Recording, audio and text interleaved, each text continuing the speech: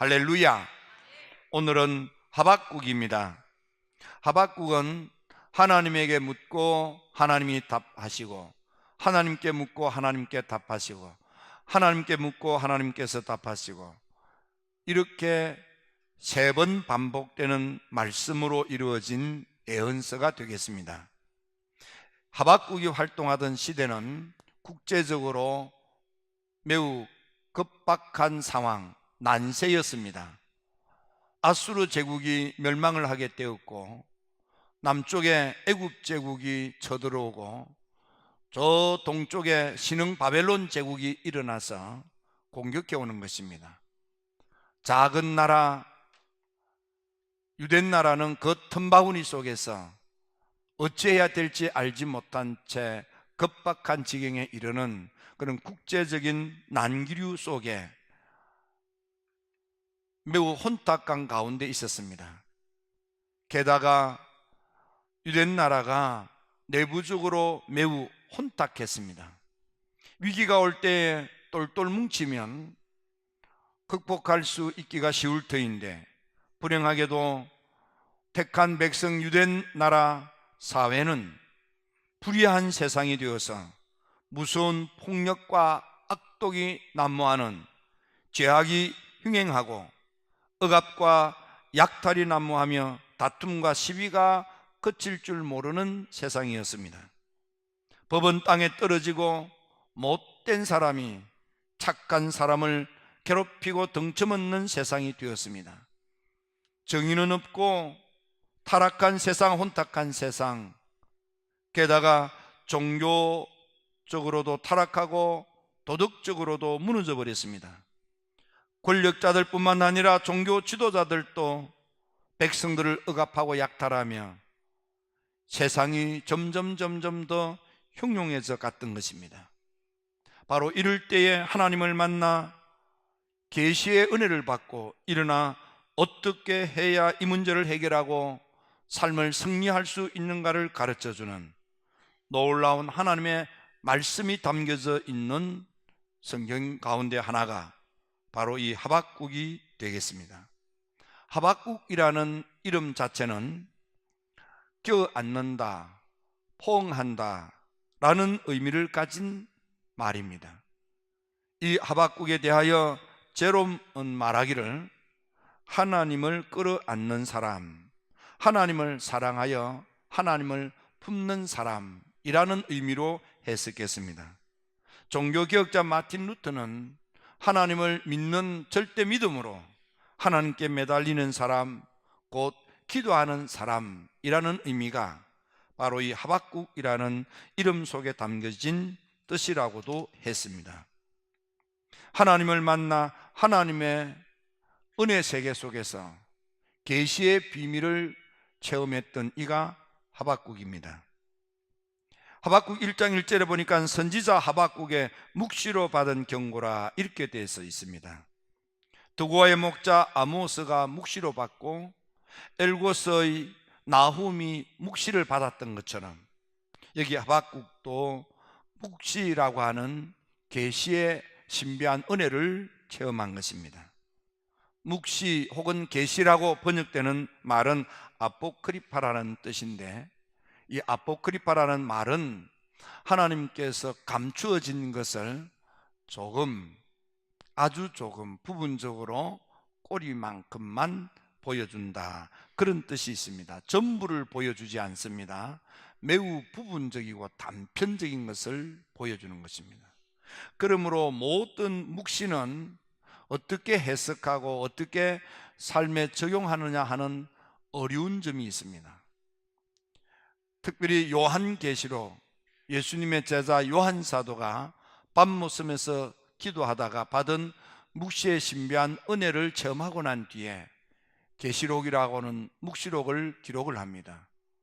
요한계시록을 어떻게 해석하고 어떻게 생활에 적용하느냐에 따라서 매우 다른 엄청난 차이를 겪게 되는데, 그래서 오는 잘못된 해석과 적용이 이단으로 나타납니다.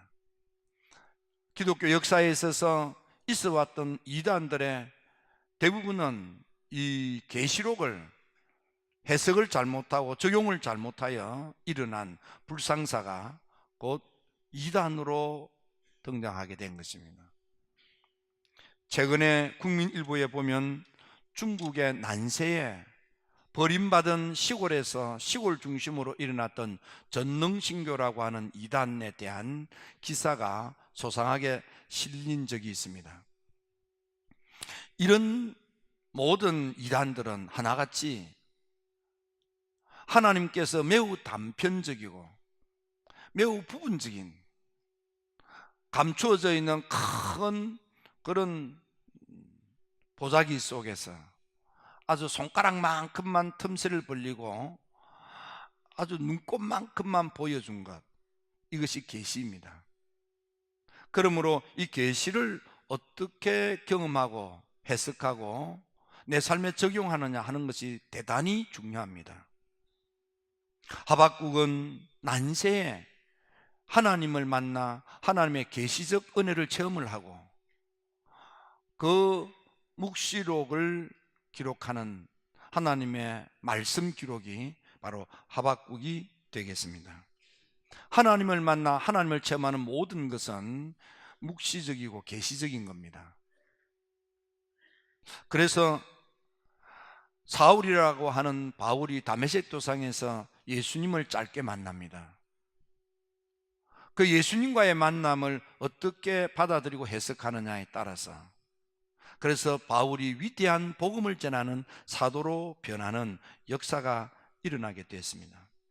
모세는 호렙산에 타오르는 떨기 불꽃 속에 계신 하나님을 만나 그 음성을 들으므로 이 불꽃 가운데 계신 하나님을 만나는 신비한 묵시적 은혜를 체험을 하고 민족의 위대한 지도자가 되기도 한 겁니다. 이사야는 성전에서 모든 이들이 예배를 드리고 예배를 파한 후에 기도하던 사람들이 자리를 다 떴지만 마지막까지 끝까지 남아서 하나님께 통절히 기도하던 이사야에게 드디어 하늘이 열리고 보좌를 보며 하나님의 음성을 듣는 이런 묵시적 은혜를 체험하게 되어 위대한 대선지자로 우뚝 서게 된 것입니다. 야곱은 야복강에서 하나님의 천사를 만나 매달리는 그런 체험을 통해서 이스라엘이라고 하는 위대한 삶의 변화를 경험하게 됩니다. 에스겔은 그발 강가에서, 다니엘은 히데겔 강가에서 일상적이지 않는 하나님께서 묵시적 사건으로 경험되어지는 은혜의 신비한 체험을 통해서 하나님의 뜻을 깨닫게 되고 하나님의 말씀 심부름꾼으로 일어나서 살게 된 것입니다. 그러므로 여러분, 문제가 있을 때, 어려움이 있을 때, 힘들 때 하나님을 찾아서 하나님이 내게 주시는 단편적이고 대단히 부분적이지만 해석하고 적용하기 난해한 문제가 있지만 그래도 하나님을 만나 그 음성을 듣고 목회 지도를 받으며 여러분의 삶이 하나님의 뜻을 이루는 복된 삶으로 나아가게 되기를 주님의 이름으로 축원합니다. 오늘 하박국을 통해서 볼 수 있는 것 가운데에 오늘 세 가지를 생각하면서 은혜를 나누고자 합니다. 하나님의 묵시를 받은 하박국, 그는 묵시 가운데 찬양이 얼마나 중요한가를 깨달았습니다. 특별히 찬양 이러면은 우리가 기억나는 인물 가운데 한 사람이 대표적으로 다윗입니다. 다윗은 시편 22편을 노래할 때에 이스라엘의 찬송 중에 거하시는 하나님, 그 하나님은 거룩하신 하나님이라고 노래합니다. 특별히 여호와를 두려워하는 너희들은 하나님을 찬송하는 사람이 되어야 한다. 하나님을 찬송함으로 하나님께 영광을 돌리고 하나님을 찬송하며 하나님을 경외해야 된다. 하나님을 찾는 자들은 하나님을 찬송하며 하나님을 찾아야 하나님의 영원한 은혜를 받게 된다고 노래했습니다. 하나님을 찬양하는 것, 여러분, 찬양이 얼마나 귀한지, 하박국이 하나님을 만났더니 찬양이 얼마나 귀한지를 더 절실히 깨달은 것입니다.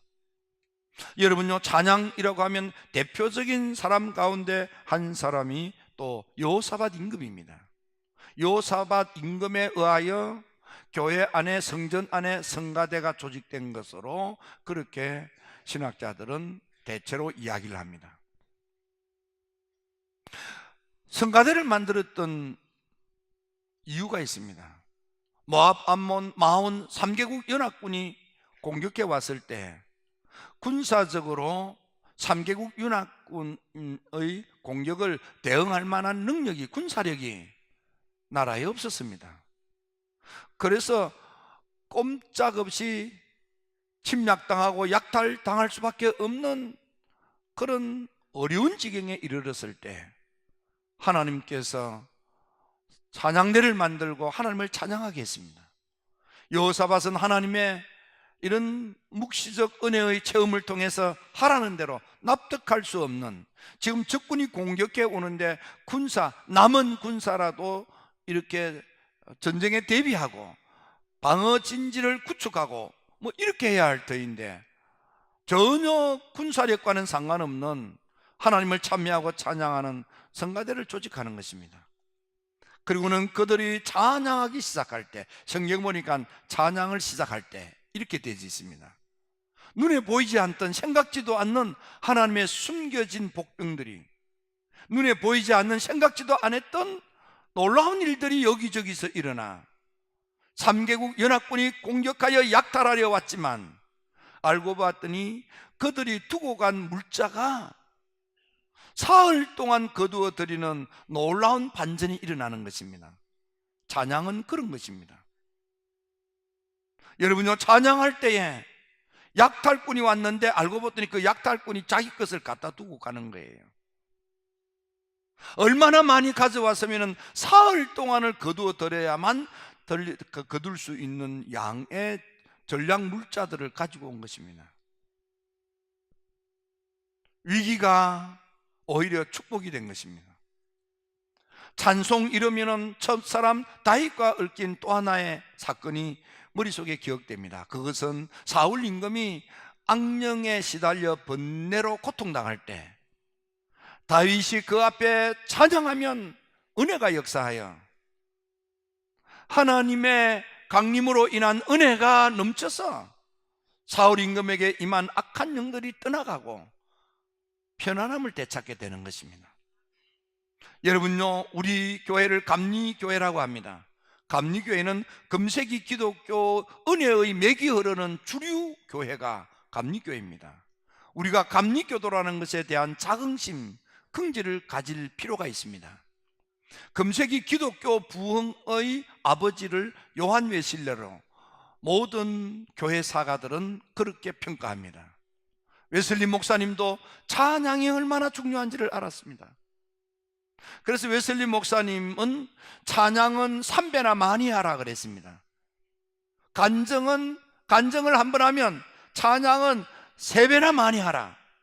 이걸 또 다른 말로는 찬양은 3마일 하고 간증은 1마일만 하라 그랬습니다. 이 간증, 설교는 조금하고 찬양을 억수로 많이 불러라, 그런 뜻입니다. 웨슬리 목사님 은혜를 받으면 그것을 말로 표현했습니다. 그러니까 하나님의 은혜를 식기로 표현한 그 식구가 자그마치 9,000여 편이나 되고 그 가운데 곡조를 붙여서 노래로 찬양했던 것 가운데 4,500여 곡이 남아 있습니다. 웨슬리 목사님은 미국 감리교회를 위해서 미국 감리교회 찬양을 발간하도록 만들기도 하고, 웨슬리 자신이 감리교회 안에서 찬송가를 3번이나 개편하여 발간하기도 했습니다. 찬양입니다. 웨슬리가 영국을 신사의 나라로 변화시키는 놀라운 부흥 역사를 일으킬 때 감리교 밖에서 세상의 신문, 뉴스페이퍼나 월간지, 매거진이나 이런 데서 웨슬리 부흥 운동의 주체인 감리교를 향하여 부르는 별칭, 다른 호칭이 있었는데 노래하는 교회, 노래쟁이들 이렇게 불렀습니다. 그만큼 감리교의 특징은 노래를 하는데 하나 둘 하는 것이 아니고 노래를, 찬양을 억수로 하는 거예요. 억수로라는 말을 알아듣는 여러분은 훌륭합니다. 예. 여러분, 억수로 하는 거예요. 여러분, 찬양하십시오. 막힐 때 찬양하십시오. 힘들 때 찬양하십시오. 짜증날 때 찬양하십시오. 원망할 때 찬양하십시오. 원망하고 짜증하고 불평하고 험담하고 하지 마십시오. 웨슬리는 그걸 병이라 그랬습니다.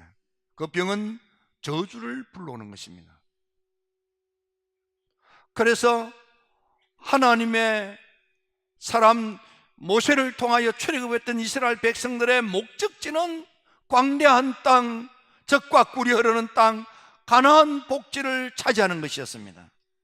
축복을 열망하면서 출애굽했던 그들이 광야에서 하나님의 버림을 받고 말라 죽어버린 하나님으로부터 버림을 받은 이유는 그 입에서 하나님을 찬미하고 찬양하지 못하고, 하나님을 찬양하라, 하나님을 경외하라, 하나님을 찬양하지 못하고 하나님을 경외하지 못하고 하나님에게 영광을 돌리지 못하고 오히려 원망하고 불평하고 험담하고, 그래서 저주를 불러들여서 하나님으로부터 버림을 받고 축복의 가나안을 눈으로 보기만 하고 그 생각만 했지 누려보지도 못한 채 광야에서 버림을 받아 죽고 말았습니다.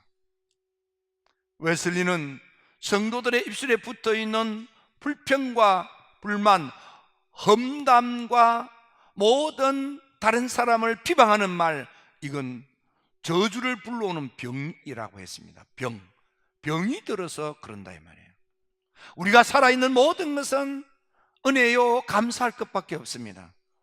살아있는 우리들은 하나님을 찬미하고 찬양하고 영광을 돌리는 그런 찬양꾼이 될 수밖에 없는 것입니다. 어렵고 힘들 때 찬양하십시오.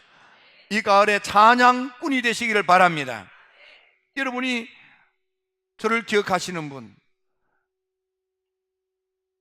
제가 처음 하나님과의 놀라운 체험을 할 때에 내 입에서 이상한 말이 터져나와.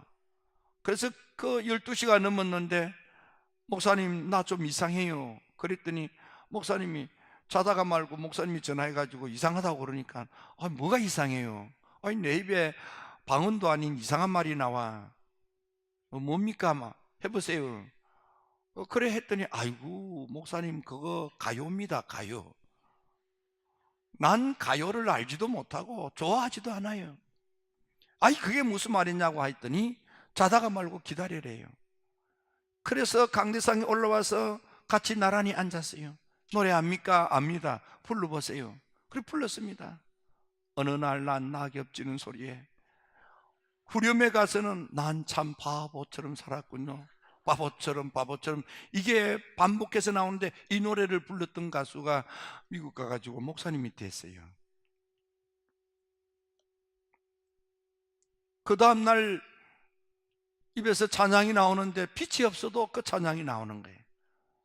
뒷부분에 가면은 나는 당신이 좋을 수밖에 없어요. 그 토막이 진짜로 가슴에서 좋은 거예요. 예수님이 계신 게 천만다행이고 예수님이 내 주님인 것이 정말 다행인 거예요. 이 예수님이 안 계시면 우리는 아무것도 아닌데, 우리는 지옥 불구덩이에 꼬꾸라질 인생인데 이 예수님 때문에 내가 산 거야. 이 예수님 때문에 구원을 받은 거야. 이 예수님 때문에 하늘나라 가는 거야. 너무 좋으니까요 가슴이 진짜로 꿈틀거리더라고. 가슴이 꿈틀거린 것을 경험해 본 적이 있습니까? 아직도 경험 못했다면 아직도 여러분 불쌍한 사람입니다. 가슴이 진짜 이렇게 가슴이 꿈틀하는 게 너무 좋으니까 가슴이 꿈틀대는 거예요. 그리고는 너무 좋아서 눈물이 주르륵 거리는 거예요. 기도하다가도 또 그 찬양을 부르고 성경을 읽다가도 그 찬양을 부르고 밤을 꼬박 새웠어요. 지금 이 예배에 참석했는지 모르지만 그때 할머니들이 저기서 주무셔서 이 들락날락하면 불이 켜져서 나는 인기척이 나면 모든 걸 아무것도 안 해요. 근데 그날은 사람이 들락거리면서 불이 켜지는 것도 난 모르는 채 새벽녘이 되어서 데려와서 세수하고 새벽기도 인도하려고 나오니까 현관에서 날 보고, 목사님, 예, 한숨도 안 주무시고 그렇게 이야기하는 거예요. 나는 원래 잘 잡니다. 잘 잡니다. 그날 밤새울 생각 눈꼽만큼도 없었습니다. 너무 꿈틀대고 예수님이 그렇게 좋을 수가 없어요. 너무 좋아서, 너무 좋아서. 찬송 중에, 그리고 그 다음날 그분이 오셔서 날 만진 거예요. 여러분, 찬양하십시오. 원망이 터져 나올 때 하고 찬양하십시오. 불평하고 싶을 때 하고 찬양하시고, 험담하고 싶을 때 하고 찬양하시고, 비방하고 싶을 때 하고 찬양하시고. 여러분 보세요. 행복하게 목회하는 목사님들 만나면요, 남의 험담 안 해요. 예, 잘 보세요. 그리고 사업을 잘 하시는 분들 보세요. 사업을 행복하게 잘하는 분은요, 안 좋은 것을 기억도 안 해요. 짜증 부리는 거 없어요. 투덜대는 거 없어요. 다 기쁨으로 징글벙글 하는 거예요. 하박국을 통하여 두 번째, 기도하는 기도꾼이 되는 거예요. 여러분, 지금까지는 기도하여도 하나님이 응답지 않았습니다. 기도해도 하나님이 듣지도 않았습니다. 기도하여도 하나님이 모르는 척 했습니다.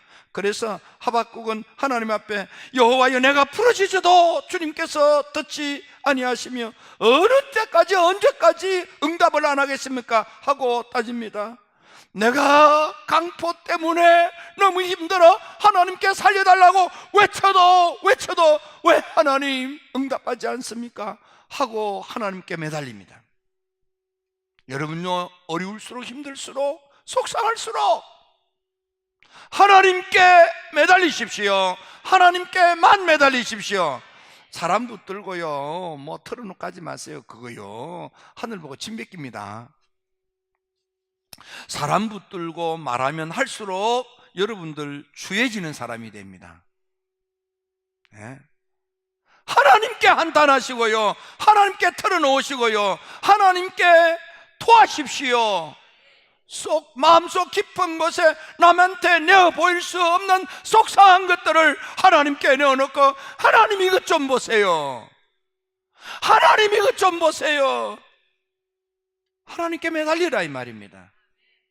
여러분, 이 가을에 찬양하십시오. 하나님께 매달리십시오. 믿음으로 매달리면, 목숨 걸고 매달리면, 살려달라 매달리면, 도와달라 매달리면 하나님이 살펴주십니다.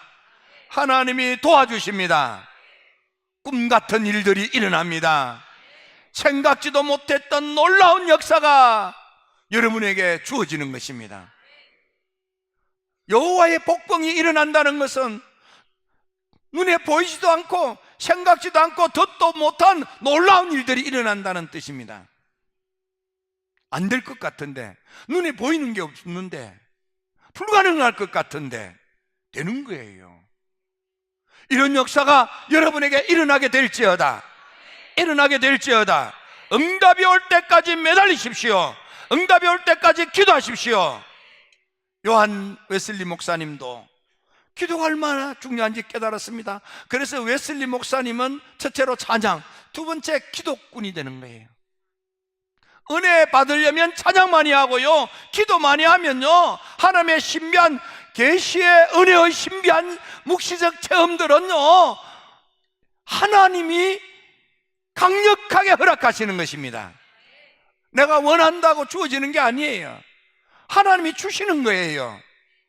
웨슬리 목사님은 1735년 1월 달에 나는 믿음으로 통성으로 기도하는 것보다 더 좋은 기도 방법을 알지 못한다. 통성으로 기도하는 것과 견줄 만한 기도 방법이 없다. 그러므로 나는 통성으로 기도하기로 작심했다고 말했습니다. 그리고 그때부터 통성으로 기도하는 거예요. 통성으로 기도하는데 새벽 우리 감리교도는 새벽 기도하는 교인입니다. 새벽 기도가 감리교 운동입니다. 웨슬리의 부흥의 방법이 새벽 기도입니다. 새벽 기도 감리교 운동입니다. 철야기도 감리교 운동입니다. 1742년 4월 9일 웨슬리가 처음으로 철야기도 운동을 시작을 합니다. 이 감리교입니다. 감리교.